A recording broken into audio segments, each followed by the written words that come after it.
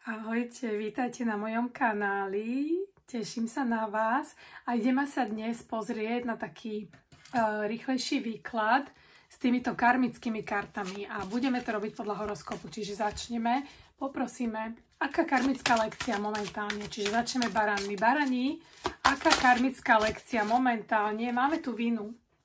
Barani si nesú nejaké pocity viny. Takže to je to, čo baran rieši, pocity viny a to je tvoja lekcia, baran. Takže ak máš pocit viny, tak buď to pustí, alebo urob niečo, aby si to mohol odčiniť. Možno sa potrebuješ ospravedlniť niekomu, možno potrebuješ urobiť nejakú dobrú akciu. Bík, aká karmická lekcia momentálne pre bíkov? Pre bíkov máme tu pochybnosti. Bíci majú pochybnosti a jednoducho to vytvára nestabilitu, čiže je to taká nedostatočná stabilita, lebo pochybnosť to je hore-dole, to ťa ťahá dole hlavne a raz si hore, raz si dole, ale tá pochybnosť, tým nič nedosiahneš, bík. Takže keď si budeš istý, čo chceš, tak vtedy to dosiahneš. Blíženci, wow, blíženci tu majú dve karty. Máme tu podriadenosť ostatným a máme tu šéf alebo líder, čiže blíženec, ty si prirodzený líder, blíženec, ty vedieš ľudí naozaj veľmi prirodzene, veľmi ľahko, s ľahkosťou. A ty nemáš byť podriadený ostatným, ale nemáš ani podriadovať ostatných, čiže toto je tvoja veľká lekcia. Blíženec potrebuje slobodu a tak ako baran akciu a tak ako bík zakorenenie a ty vlastne by si sa mal stať lídrom blíženec, takže nemáš byť podriadený nikomu. Ráci, aká je vaša karmická lekcia momentálne? Karmická lekcia momentálne.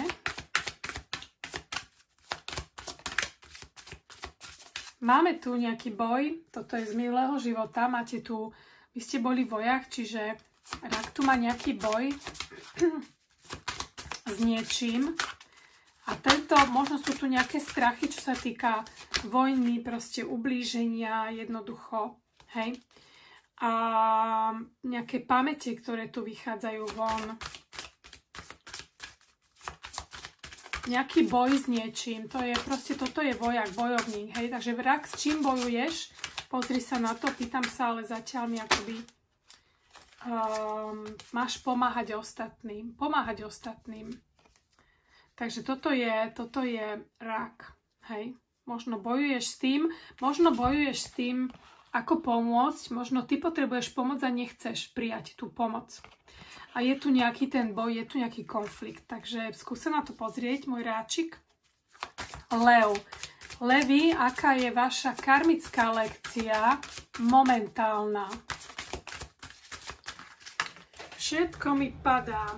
Je tu prehnané, je tu prepracovanie. Lev tu má tiež dve karty. A je tu prílišná práca, prepracovanie a máme tu zradu svojich vlastných ideí. Čiže proste si sa dostal do nejakej uličky, kde pracuješ, ale zrádzaš sám seba, dávaš seba bokom a zrádzaš tie svoje idei, ktoré si povedal, že si budeš držať tie svoje ciele. Takže pozri sa na to, Lev. Panny, aká je vaša karmická lekcia?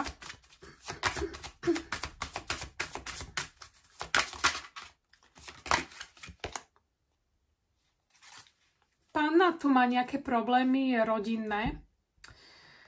Čiže je tu strata rodinných pút. Sú tu nejaké rodinné zväzky, ktoré nie sú úplne jasné, ktoré možno tu nepoznáte niekoho, alebo nepoznáte dostatočne niekoho a potrebujete zrejme na tomto zapracovať. Takže je tu niečo s tou rodinou, s tým rodom, do ktorého treba ísť. Váhy. Ideme ďalej, váhy. Váhy by mali mať nezávislú prácu, ale váhajú zrejme. Skúsim sa to ešte jednu, neviem, či mi vyjde. Znovu, toto sa stále opakuje, váham, čiže to už stále sa vám to dokola opakuje. Vy rozmýšľate, už je ten správny čas, nie je ten správny čas a mali by ste sa do toho pustiť váhy, lebo už to vyzerá, že je ten čas, ale prestaňte váhať. A ideme teraz na Škorpióna. Karmická lekcia Škorpióna. Máme tu zmluvu duši. Nie je tu zmluva duši. Toto je tiež akoby tie dvojplamene alebo niečo také. Máme tu zmluvu duši, čiže momentálne si Škorpióni idú cez túto lekciu, cez nejakú zmluvu duši.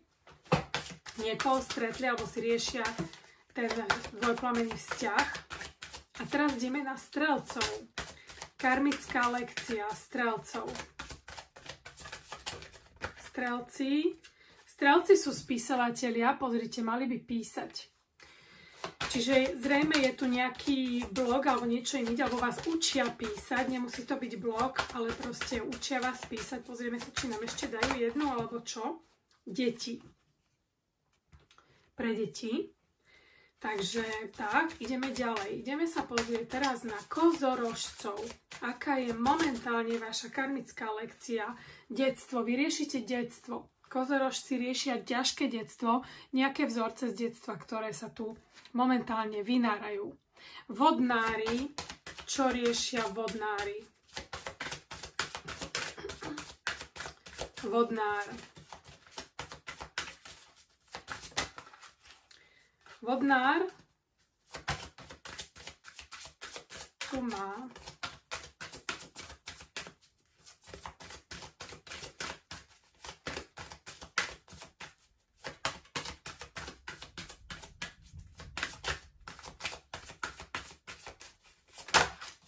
trošku mi to trvalo, ale máme tu vodnár, rodinné opustenia zvieratá, čiže niečo sa stalo. Možno, že to je v detstve, v minulých životoch a proste je tu opustenie v rodine, niekto ho opustil, aj tie zvieratá sú tam, čiže možno museli odísť z domu, kde boli aj tie zvieratá. Každopádne je to veľmi ťažké. Rybičky, držíme palce všetkým. Ryby.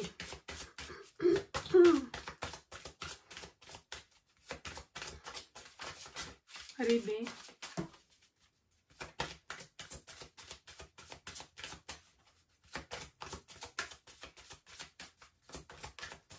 Rybičky. Ešte ryby sa hľadajú. Aká je vaša karmická lekcia? Momentálna. A nechcú mi povedať. Veľmi dlho to trvá. No. Je tu profesionálny neúspech, čiže ryby si riešia nejaký profesionálny neúspech. Takže ja vám držím palce a teším sa na vás na budúce. Ahojte!